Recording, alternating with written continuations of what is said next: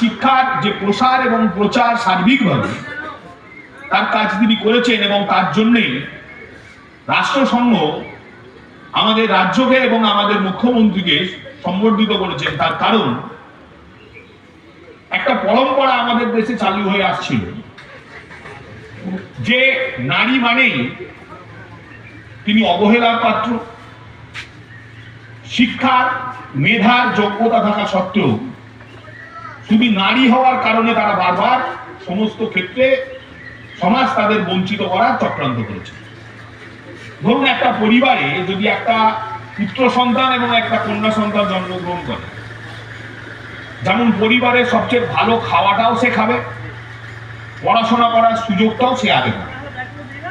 যদি একজন বাবার একজনকে পড়ানোর ক্ষমতা থাকে, মেধা থাকা সত্ত্বেও কন্যা সন্তানকে বঞ্চিত করে কম মেধা সম্পন্ন পুরুষ সন্তানটাকে এগিয়ে দেওয়া হয়, ফলে সেই কন্যা সন্তানটা পড়াশোনার অভাবে তার মেধা প্রকাশ করার জায়গা সে কিন্তু পাবে না।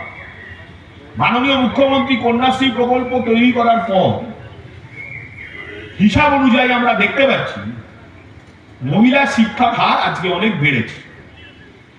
মাধ্যমিক পরীক্ষা, উচ্চ মাধ্যমিক পরীক্ষা, বিভিন্ন গ্র্যাজুয়েশনের পরীক্ষা, বিভিন্ন মাস্টার ডিগ্রির পরীক্ষা, বিভিন্ন চাকরির পরীক্ষা, সমস্ত ক্ষেত্রেই আপনারা দেখবেন আজকে মহিলার সংখ্যা কিন্তু পুরুষদের থেকে কম নয়, কিছু কিছু ক্ষেত্রে বেশি, এবং পাশের হারটাও মহিলাদের আজকে বেশি। একটা সময় একটা মেয়ের 18 বছর বয়স না হলেই সেই মেয়েকে বিয়ে দেওয়া হতো, পরের ঘরে পাঠিয়ে দেওয়া হতো।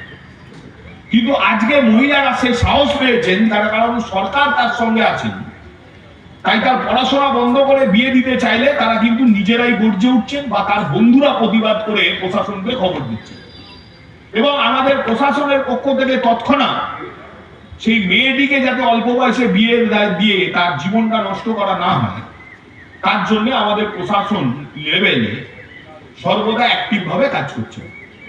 ফলে আজকে কন্যা সন্তানদের পড়াশোনার সুযোগ সুবিধা অনেক অংশেই বৃদ্ধি পেয়েছে,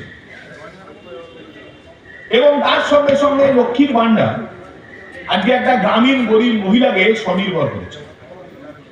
আগে কি ছিল, তাকে তার মাসে একটা খরচার জন্য তাকে তার স্বামীর কাছে হাত পাততে হতো। স্বামীর বদান্যতায় যদি কিছু পেতেন, না হয়ে গেল। আজকে লক্ষ্মীর ভান্ডার ফলে একটা মহিলা মাসে 1000 টাকা পাচ্ছে। অনেকেই 1000 টাকা নিয়ে ব্যঙ্গ করেন, কিন্তু গরিব মহিলার কাছে এই 1000 টাকাটাই